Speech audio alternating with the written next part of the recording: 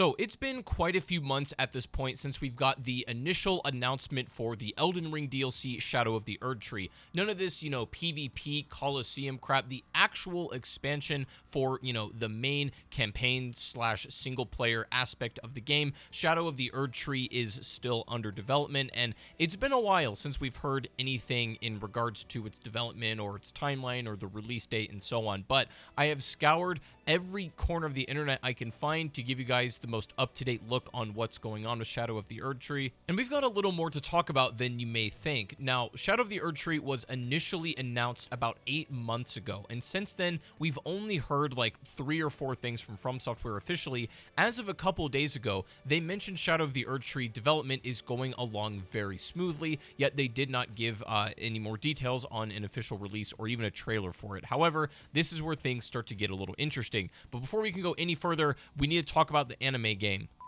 Today's video is sponsored by Zenless Zone Zero, and this is a really exciting opportunity to register for the exclusive beta. This is an ARPG game on PC, console, and mobile that features extremely dynamic and fast-paced gameplay with a massive variety of characters that cater to different playstyles. The game's got an unbelievable visual style, combining 2D and 3D anime aesthetics and art. It looks insane, with a poppy and very funky soundtrack to go right along with it. You won't be able to put it down. But right now, you can go and register for the beta test and sign up to play right away. It's super easy to do and takes less time than actually watching this video. Go register for this highly anticipated game by Hoyoverse and immerse yourself in the urban fantasy gameplay it's going to offer you. It's very easy to sign up and get registered, and this opportunity won't last forever, so don't wait. Check out the link down below and go register to play Zenless Zone Zero. And thank you so much to them for sponsoring today's video.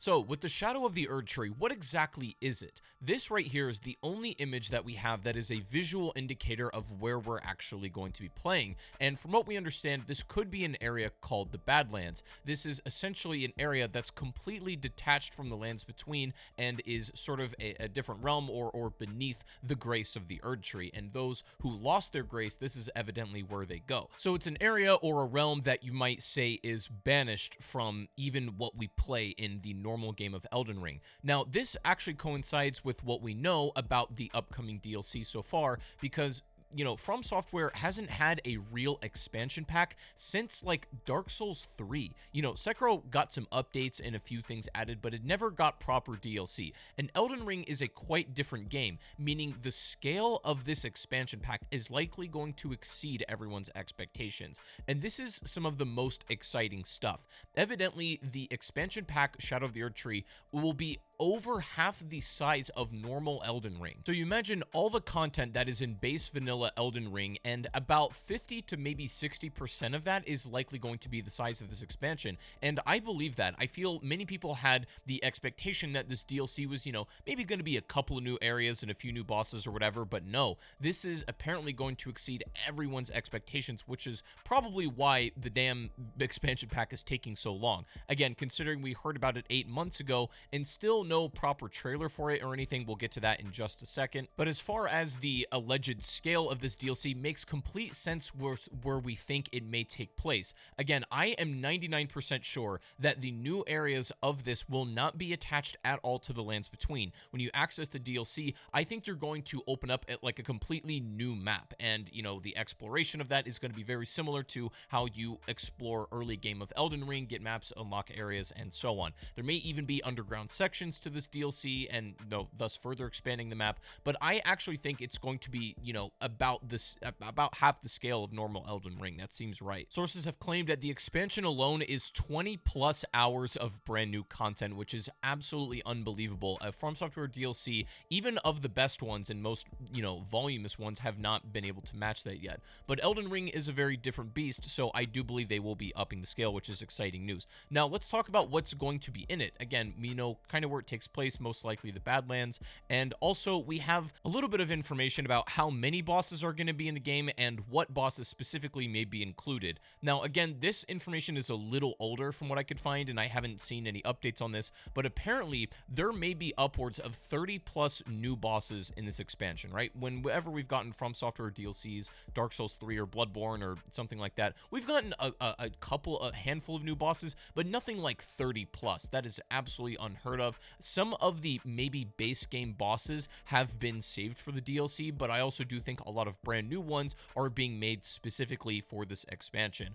And there were a lot of cut files in the original game of Elden Ring that talks about nightmares and nightmare walking, so we'll get to that in just a second too. Because one question you may be asking is, how does this DLC and its subsequent additions affect the timeline and the, actual progression of the characters and stories in Elden Ring specifically? A lot of NPC quest lines that were in the base game are going to be included in this expansion as well, but even that aside, I do think that it's possible they have a workaround here, because I think it's going to be, number one, in a totally different area than the Lands Between, but also there was a lot of cut content in the original game of Elden Ring that talks about nightmares, and specifically walking through nightmares, fighting enemies, and so on. So I figured it was possible that we may be, walking through Miquella's nightmare and experiencing the bosses as he perceives them, like Godwyn or maybe even Godfrey before we fight him in the main game of Elden Ring. Either way, regardless of the specifics, I do think it's more likely than not that we encounter Godwyn as a boss and probably Miquella as well.